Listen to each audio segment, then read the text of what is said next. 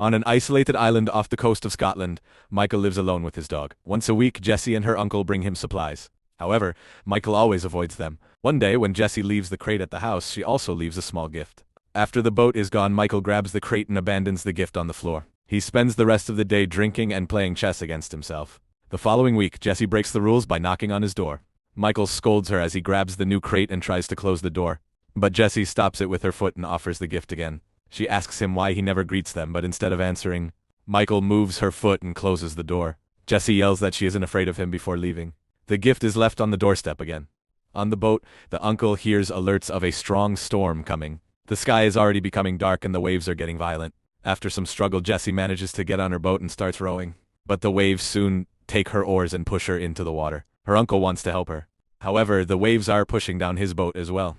On the island, the dog whines while looking out the window, causing Michael to finally notice what's happening. As he runs out of the house, he accidentally kicks the gift. Michael gets on his boat and slides down a platform to reach the water, turning on the engine to move as fast as possible. Jessie has managed to resurface, but her legs are stuck in a net so she can't swim. The waves push her underwater again and she falls unconscious.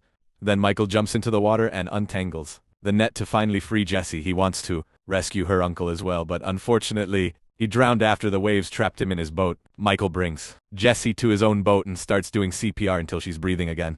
In the evening, Jessie wakes up on Michael's bed. She asks for her uncle, so Michael has to tell her what happened, causing her to cry. Jessie doesn't leave the bed for the rest of the day and Michael sleeps on the couch. The next morning, Michael takes care of Jessie's ankle, which is swollen and covered in cuts from the net. Jessie asks him why he hasn't called the police and wonders if anyone knows she's there, but Michael only tells her to rest while he gets a drink. Jessie snaps and demands to be taken back to the mainland, saying her family will be looking for her. However, Michael knows she doesn't have a family. Her mother died and she never met her father. After Michael goes outside, Jessie leaves the bed and desperately searches his desk until she finds a knife. She can hear him coming, so she hurries back to the bed and hides the knife under her pillow. That night, Michael is awakened by the noises Jessie is making because of a nightmare. He tries to check on her, but as soon as he touches her arm, she wakes up and threatens him with a knife. Michael tells her it was just a dream and teaches her how to use a knife correctly. As days pass, Michael keeps taking care of Jessie. He carries her to the bathroom, prepares meals, and handles her injuries. Jessie eventually can walk outside and spend some time with the dog, which Michael appreciates. One afternoon, Jessie asks him how he knows her family. So Michael reveals that he and her uncle served together in the Royal Marines. She realizes she doesn't know his name, but Michael refuses to share it. When he tells her that the dog doesn't have a name, Jessie decides to call him Jack. Then Jessie comments on Michael's chess moves, revealing she's a very good player. Michael decides to check on her ankle and notices it's infected, but he refuses to go to a hospital and promises to get what's needed. After Michael leaves on his boat, Jessie looks at his desk and discovers he's made a drawing of her and Jack. When she opens the drawer, she notices that Michael did open the gift after all. It's a snow globe with a lighthouse like the one on the island. In London, a government committee is chewing out Manafort for illegally using his surveillance program named Thea. This program has tapped into every single phone and camera in the UK to collect and store information.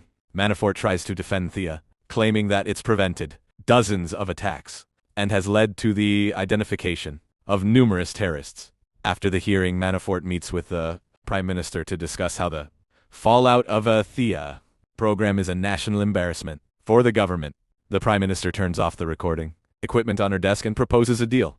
Manafort will be fired in the eyes of the public so the government can pretend to show accountability, and his protege Robera will take over. In return, Manafort will be allowed to hide and run the Thea program in secret. Manafort agrees and the Prime Minister congratulates him on his retirement. In Scotland, Michael goes to the pharmacy and tries to avoid all the cameras while he shops. And he goes to a clothing store and makes sure to avoid all the cameras again, which means he grabs the closest clothes instead of looking for something fitting. When he leaves, he walks behind some girls taking a selfie. His face is caught on camera and soon, the Thea program flags him as a violent terrorist. Manafort's protege Robera sends an assault team after him. On the island, Michael bandages Jessie's ankle properly and gives her some sweets with the medicine. He also gives her the clothes and, surprisingly, they fit well. That night, Michael interrupts their dinner when he hears a noise outside. He uses his binoculars to investigate and sees a boat coming to the island. Michael tells Jessie to lock herself up in the bathroom and not to make a single sound until he comes back. She takes a knife before going to the bathroom and Michael also gets a blade before rushing outside to get things ready. As soldiers get off the boat and begin to approach the house, Michael cuts a rope that throws a huge rock down the hill and activates a net that captures one of the men to drag him underwater. Then Michael turns on very bright lights, blinding the soldiers because they're wearing night vision gear. They immediately take it off and open fire when they see Michael running nearby. Since he manages to run ahead, a soldier decides to chase him up a hill. Michael surprises him from behind by breaking a lantern on the man's head before shooting him with a flare to set him on fire. Soon another soldier makes it to the hill, so Michael throws a rock to create a distraction. Then he stabs the guy and throws him into the ocean. Meanwhile, another soldier bursts into the house and Jack immediately attacks him. After some struggle, the soldier shoots Jack to kill him. Then the man kicks the bathroom door open and Izayli disarms Jessie before capturing her and taking her away. In the garage, a soldier searches for Michael, who activates another trap that impales the man with a hook. He ties the rope to leave the guy hanging and hides. Soon another soldier arrives and Michael jumps on him to disarm him before fighting him hand to hand. He manages to stab the soldier a couple of times, yet the man keeps on fighting. Michael hits him with an oar to bring him down. Then he pushes the oar against his neck to kill him. At that moment, Michael hears Jesse's screams. He grabs the dead soldier's gun and opens fire, hitting the kidnapper in the legs to make him fall. With Jesse no longer in the way, Michael shoots the last soldier to death. A closer look reveals that the soldier had been recording. So, Michael takes his equipment and tells Jesse to wait for a moment. Then he enters the house and discovers that Jack is dead. So he apologizes to his old companion before grabbing his phone. He calls a mysterious friend to tell him he's on his way with baggage, and after the conversation is done, he removes the battery from the phone. Next, Michael and Jesse get on the soldier's boat and leave the island. Soon Robera realizes her soldiers have been defeated, so she sends out a special agent and tells her team to find out who Jesse is. In the morning, Jesse and Michael make it to Scotland and Jesse notices that Michael is bleeding, but he assures her he's fine. They sneak around town until they find a vehicle they could use, but they'll need the keys. Michael teaches Jesse how to use a gun and asks her to keep guard while he breaks into a house. Inside, Michael searches for the car keys only to be seen by a boy. Suddenly, the house owner appears at the door and points his gun at Michael. However, Jesse surprises him from behind and forces the man to help Michael with his injury. Meanwhile, a technician in Robera's team has some news. The terrorist profile they saw earlier is fake. It was programmed to pop up whenever a certain face appears on camera. Whoever created this used self-deleting code, but the technician manages to crack it. Now Michael's profile is on the screen and it says he was killed in action. After Robera points out that someone is trying to make them kill their own people, the technician tries to access Michael's mission logs, but the computer says the file doesn't exist. At that moment, the computer picks up a 911 call from a boy in Scotland whose father has been captured by a man and a girl. Robera immediately sends another team out with the agent she called earlier. Meanwhile, Manafort uses his software to keep an eye on everything. He checks the soldiers' recordings and is horrified to discover that Michael is involved. When he hears that Robera is sending out a certain agent, Manafort contacts the man first, telling him that this is a black kite operation and he must answer only to him. Agent Workman is loyal to Manafort, so he immediately agrees, happy to have him back. Manafort asks him to kill both Michael and Jesse. At the house, the owner finishes patching up Michael's wound. He wants to leave now, but the police suddenly surround the building and owner's son admits he called them. The officers have orders not to engage. However, when the owner rushes to the door, he's immediately shot in the head by Workman. Michael stops the boy from following him just in time, but Workman keeps shooting just to destroy all the police cars. Jesse and Michael try to escape through the back door only to bump into two cops. Michael starts fighting them at the same time, and in just a few moves he manages to knock them both out. A third cop appears when he steps outside, but Michael knocks him out with a simple punch and steals his things. Then the duo gets moving and the rest of the cops also try to stop them. However, Michael defeats them all with pepper spray or a taser. The last officer doesn't even try to fight, so Michael takes his keys. The duo steals a police car and Michael accidentally hits the other vehicles on their way out, but at least they finally escape. Seeing all this on the cameras, Robera tries to call Workman. However, he's turned off his communicators.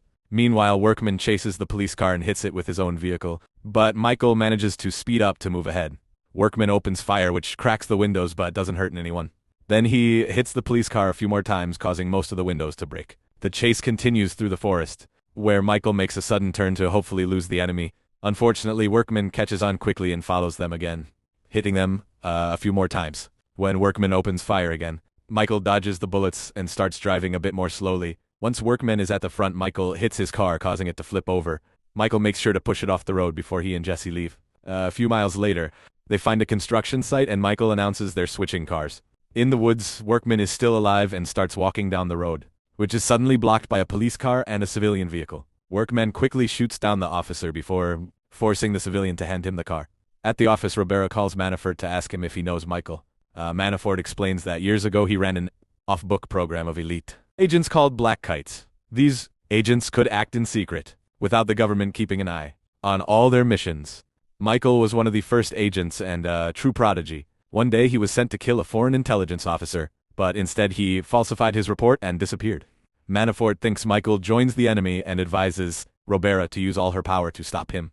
Afterward, Robera makes her technician hack into the Black Kite system. She discovers that Michael helped an Iranian scientist defect after he gave them all the information on their nuclear program. His orders had been to kill him, but Michael refused to ignore the deal. While Robera keeps reading the files, Manafort keeps spying on her through the security cameras. Sometime later, Jesse asks Michael if he has a family, and he says no. He doesn't want a wife and kids because it would complicate things. Jesse says she'd rather have a complicated situation if it meant having her mom and uncle back. She then pulls out a drawing of Jack saying he was Michael's family. Eventually, the duo reaches the next town and they keep their heads down to avoid security cameras. Unfortunately, there's a car with a dashcam that captures their faces, and soon, Manafort knows their location. After editing the footage to make the duo disappear, he sends the coordinates to Workman. The duo enters the local church to meet with Michael's old friend Arthur, who drives them to his house in the middle of the forest, while Jesse finds some curious medicine in the kitchen. Arthur tells Michael that he helped build Thea before he left his government position and he still has a copy of the software. When Michael disappeared, Arthur changed his picture for a random civilian, but Manafort replaced it with the terrorist profile. Michael wants Arthur to take care of Jesse while he goes out to fight, but Arthur says he can't. Jesse interrupts them to reveal that Arthur has cancer, which she knows because he's taking the same medicine her mother took before dying. Thinking Michael wants to get rid of her, Jesse apologizes for being a drag and walks away. After Arthur confirms he only has a few months left to live, Michael asks for the location of an old trafficker they knew. Arthur thinks it's a bad idea because the man is very violent, but Michael says he has no other options. When it's time to leave, they hear someone knocking on the door.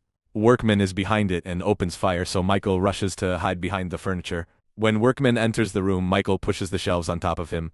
The men then start fighting using all the objects in the room as improvised weapons. In the struggle, a gun falls to the floor. Both men are excellent fighters, but after exchanging a bunch of blows, Workman manages to overpower Michael. When he's about to kill him, Jesse points the gun at him and begs him to stop. Workman jumps on her to disarm her, and Michael grabs a nail gun to shoot him a few times before running with Jesse as Workman opens fire again. The duo reunites with Arthur and they leave together in his car. Workman runs after them with more shots, but it's too late. Manafort texts him to ask if the job is done, and Workman says no. So Manafort asks his assistant to get the team ready. When the group reaches a town, Arthur gives Michael a phone and leaves. Michael and Jesse continue to drive alone, and Jesse asks Michael to take her with him to his next island. However, Michael refuses because he wants her to have a better life. Meanwhile, Robera learns from her technician that someone has been using Thea behind their backs, so they prepare a trap. In London, Michael lets the camera see them on purpose. They go to a nightclub and he beats up the bouncer until he lets them pass.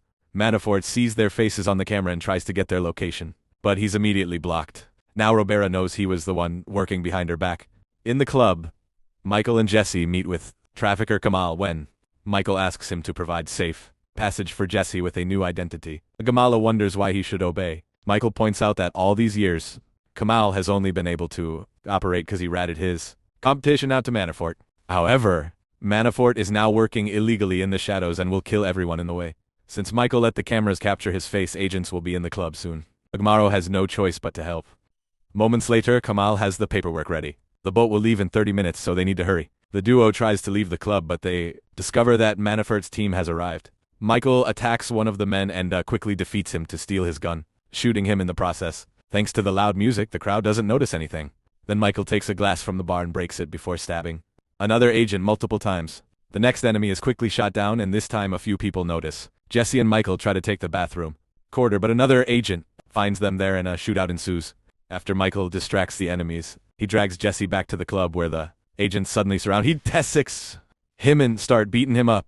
Jesse tries to join the fight and a man brings her down, so Michael shoots the guy to save her. The crowd finally panics and runs away. In the chaos, it's difficult for Michael to move, and an agent takes the chance to kidnap Jesse. Michael calls Arthur, who gives him directions by following the kidnapper on the security cameras, as Jesse is thrown in the back of a van. Robera's soldiers also arrive and block the street. Michael still thinks they're enemies, and beats up a few of them to open the way and keep running. When he finds the van, Manafort's agents surround him, so now he has to fight them. Michael brings them down one by one before rushing to reunite with Jesse at That moment Workman arrives. So the duo steals a bike to escape. At the pier, Jessie cries because she doesn't want to leave without Michael. Suddenly they hear a gunshot.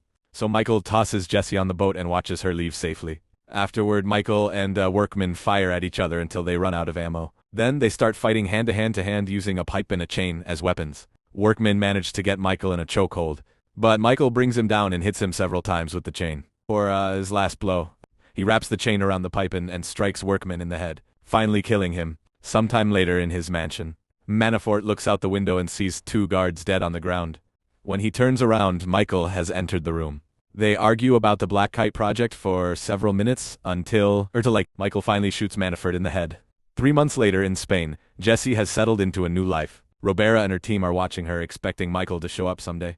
Jessie is currently reading at a cafe, but Robera loses sight of her when someone moves the camera. The waitress brings a bag for Jessie, who finds a chess piece. Michael watches her from the street but leaves before she turns around. Make sure to subscribe and turn on notifications so you can watch more videos like this. Thanks for watching.